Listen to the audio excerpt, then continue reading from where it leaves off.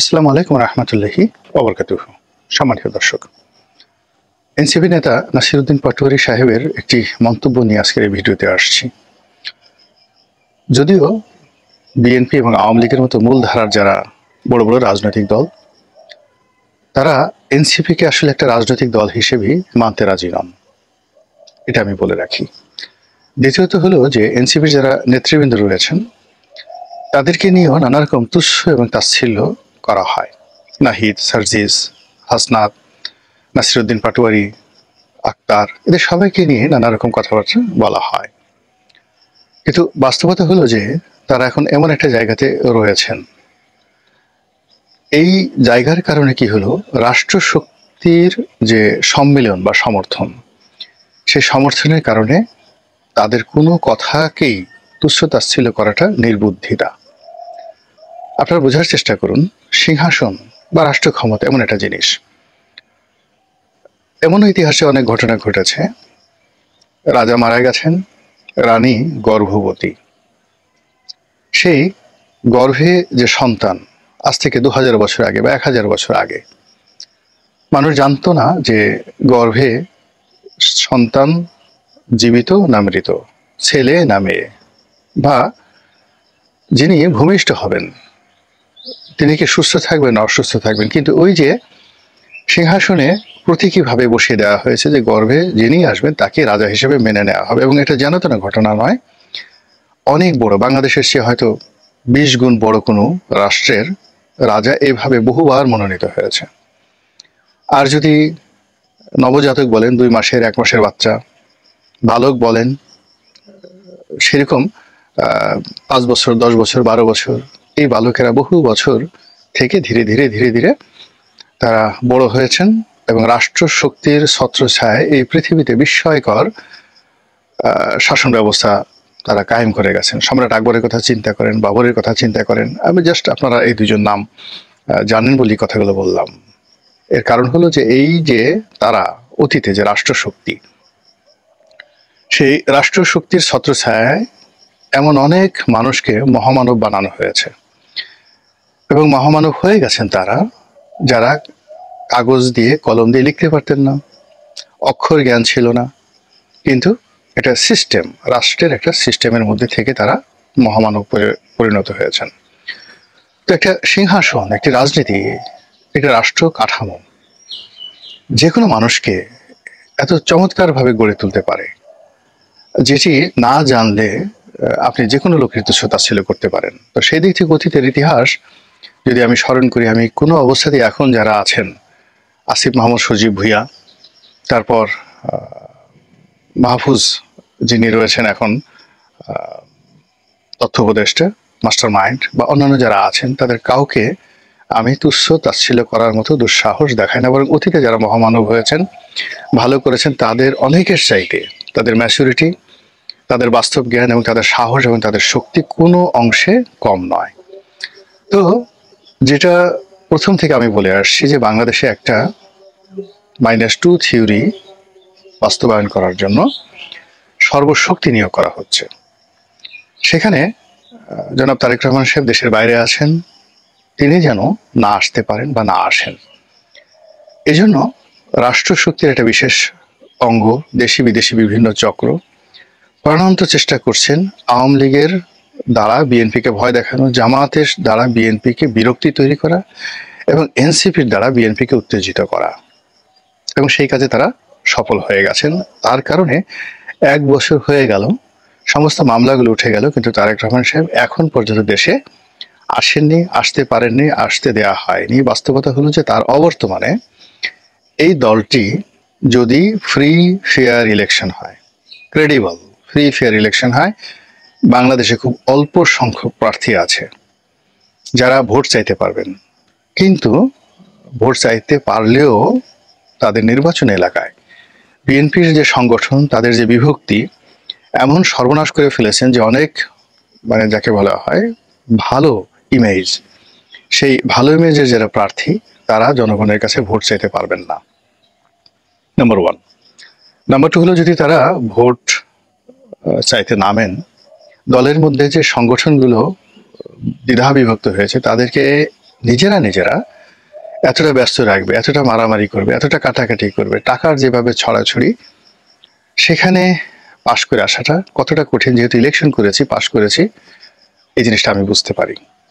Thirdly হলো যে যিনি সংসদ সদস্য হবেন, তিনি নির্বাচিত হওয়ার সঙ্গে সঙ্গে প্রশাসনের সহযোগিতা না পেলে, দলের সহযোগিতা না পেলে, এই দলের ভিতরে যে অভ্যন্তরীণ বিশৃঙ্খলা গত 1 বছরে, এটা দমন করা সম্ভব নয়। ধরুন আমার এলাকার কথাই আমি বলি, গলাচিপা এবং দশমিনা, এটা আওয়ামী লীগ অধ্যুষিত একটি এলাকা।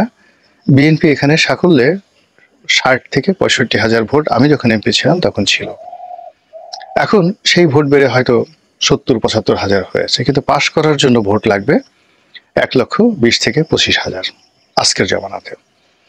এখন এই যে 1,20,000 থেকে 25,000 ভোট লাগবে, এখন এখানে চিন্তা করুন যে তার যে 60 থেকে 65 বা 70 থেকে 75,000 ভোট, যদি আমি এখন ধরি 75 ধরি, এটা 3টা কমিটি 3 ভাগে বিভক্ত হয়েছে। আর যারা ভোট দিতে আসবে, বিশ্বাস করেন এই গত 1 বছরে মানুষের মন মানসিকতা এমন পর্যায়ে নিয়ে গেছে, ভোটের উৎসবটাকে যদি আনন্দমুখর না করা যায়, 30% লোকও ভোট কেন্দ্রে আসবে না, 30% লোকও ভোট কেন্দ্রে আসবে না। এটা হলো বাস্তবতা। আর বিএনপির মধ্যে যে 3 থেকে 4টা গ্রুপ হয়ে গেছে, সেই গ্রুপগুলো তারা এলাকাতে যে যার সামর্থ্য অনুযায়ী চাঁদাবাজি, মাস্তানি যা কিছু করছে। তো যিনি প্রার্থী হবেন, সেই প্রার্থীর জন্য এই দুর্নাম বদনাম ঘুচিয়ে ভোট চাওয়া বলতে গেলে দুষ্কর। দ্বিতীয়ত, তিনি যদি নির্বাচিত হন, তার দলের এই দুর্বৃত্তদেরকে দমন করা তার জন্য আরো কঠিন। এখানে নরম সরম কোনো মানুষ দিয়ে হবে না, এরকম অবস্থা গেছে। প্রতিটি ক্ষেত্রেই মানে নেতাকে হতে হবে গায়ে হাত দিতে পারে, নিজে মাস্তান যদি না হয়, গায়ে হাত দিতে না পারে এবং নিজে যদি সৎ না হয়, এই 3টি জিনিস, এবং প্রশাসন যদি সহযোগিতা না করে, 4টি জিনিসের সম্মিলন হলে এলাকাতে যে আইন শৃঙ্খলা রয়েছে, পাশ করার পরে সেটা সে নিয়ন্ত্রণ করতে পারবে। আদারওয়াইজ এখন যে অবস্থাতে আছে, কোনো দুর্বল কিংবা প্রশাসন সহযোগিতা করছে না, কিংবা দলের জেলা কমান্ড, কেন্দ্রীয় কমান্ডের সাথে যদি সম্পর্ক না থাকে, নির্বাচিত হওয়ার পর সে নির্বাচনী এলাকাতে যেতে পারবে না, 6 মাসে এই সরকার টিকবে না। এটা এই বিএনপির জন্য রিয়ালিটি।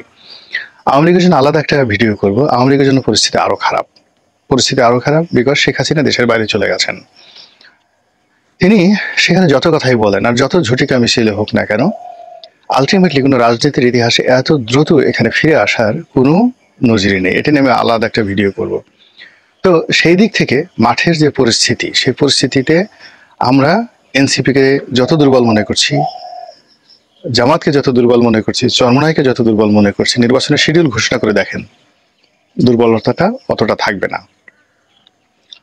তৃতীয়ত, এখানে যে জিনিসটা হচ্ছে যে ভোট কেন্দ্রে তো যদি বিএনপি দুর্বল থাকে, আওয়ামী লীগ নেই, আপনি কোনো অবস্থাতেই 5% to 10%-এর বেশি ভোট কেন্দ্রে ভোটার আনতে পারবেন না। শত চেষ্টা করো, কেউ আসবেই না। প্রার্থী যদি না থাকে, বিএনপি আওয়ামী লীগ 2 প্রার্থী যদি না থাকে, কোনো ভোটের মাঠে উত্তেজনা হবে না, ভোট কেন্দ্রে ভোটার আসবে না। আপনাকে কি করতে হবে? সিল পিটাতে হবে, রেজাল্ট শিট তৈরি করতে হবে 14, 18, 20-এর মতো। অর্থাৎ আওয়ামী লীগ এবং বিএনপি যদি পূর্ণ উদ্যমে মাঠে না আসে, পুরো রেজাল্ট শিট তৈরি করে রেজাল্ট ঘোষণা করতে হবে। এর বাইরে অন্য কোনো ব্যবস্থা নেই। তাহলে কি হবে? লোকজন রাস্তায় নেমে আসবে, ঘোড়ার ডিম আসবে, কেউ আসবে না। 2014-তে আসেনি, 18-তে আসেনি, 25-এ 24-এও আসেনি, কেউ আসবে না। ঘরে বসে বসে তামসা দেখবে আর গালাগালি করবে, চায়ের দোকানে গিয়ে বলবে কি হলো, অথচ নিজেরা ভোট কেন্দ্রে যায়নি। 5 ভাগ, 7 ভাগ, 8 ভাগ লোক যদি ভোট কেন্দ্রে যায়, আর আপনি যদি ভোট কাউন্ট দেখেন 60-65 ভাগ, তাহলে কি হচ্ছে? আপনি ব্যালট বাক্স পূর্ণ করলেন, সেই ব্যালট বাক্স গোনার সময় আপনার থাকবে না। এর কারণ হলো লোক নেই, তো আপনার ভয় থাকবে। আপনি শুধু ব্যালট বাক্স ভরে রেখেছেন, তো আপনার গোনার সময় থাকবে না, আপনার হাতে একটা রেজাল্ট থাকবে, একটা রেজাল্ট শিট থাকবে। সেই রেজাল্ট শিটে সবাই স্বাক্ষর করবে, স্বাক্ষর করার পর আপনি ঘোষণা দিবেন। এর বাইরে এখন যে পরিস্থিতি, সেই পরিস্থিতিতে ফেব্রুয়ারিতে নির্বাচন হোক কিংবা 1 বছর পরে নির্বাচন হোক, এরকমই রেজাল্ট হবে। তো সেক্ষেত্রে রেজাল্ট যদি তৈরি করা থাকে, সেই রেজাল্ট যারা তৈরি করেছেন, যারা ক্ষমতায় আছেন, তাদের ইচ্ছার উপর নির্ভর করবে, তাদের দয়া এবং করুণার উপর নির্ভর করবে। ফলে বুঝতে পারছেন যে নাসিরউদ্দিন পাটোয়ারিরা যখন কক্সবাজারে গিয়ে বলছিলেন যে বিএনপি 50 থেকে 100টা সিট পেতে পারে, সে কথা তারা বলেছিলেন। তখন আমি বলেছিলাম যে দুনিয়ার কেউ সমর্থন না করলেও আমি এই যে নাসিরুদ্দিন পাটোয়ারির যে বক্তব্য এটাকে আমি উড়িয়ে দেই না।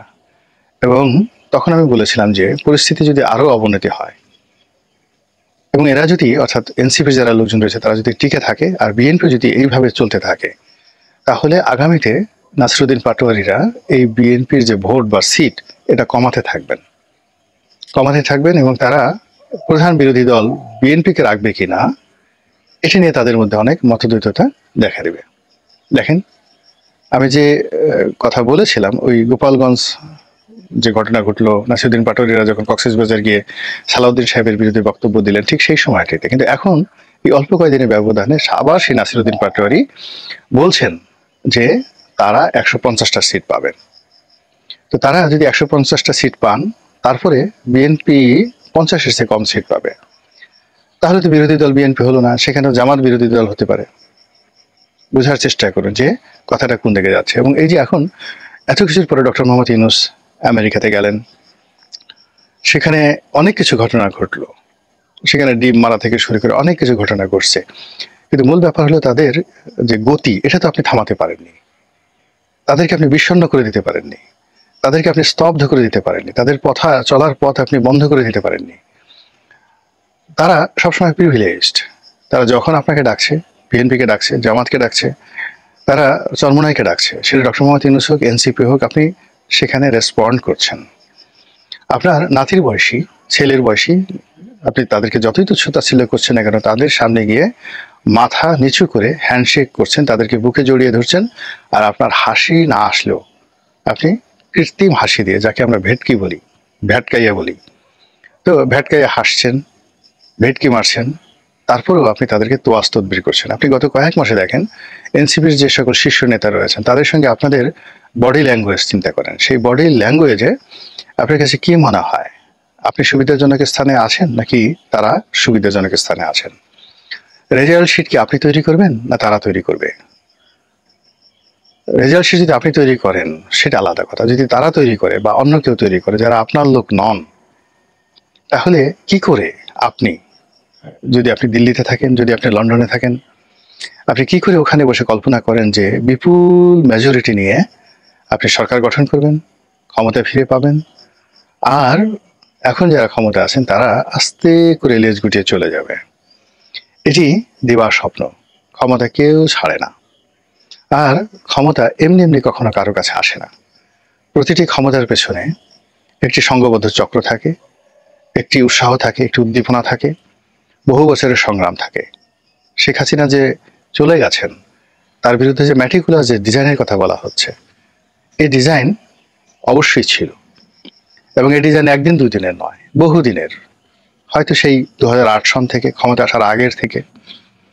এখন সেই ডিজাইনটা ধীরে ধীরে ধীরে ধীরে আজকে এমন একটা পর্যায়ে চলে এসছে, এর সঙ্গে civil bureaucracy, military bureaucracy, judiciary, এরপরে ছাত্র যুবক, ঢাকা বিশ্ববিদ্যালয় থেকে শুরু করে সমস্ত পাবলিক বিশ্ববিদ্যালয়ের যারা এই মুহূর্তে ক্ষমতা দখল করে আছে, তাদের জীবন, জীবিকা, প্রাণ অনেক কিছু নির্ভর করবে।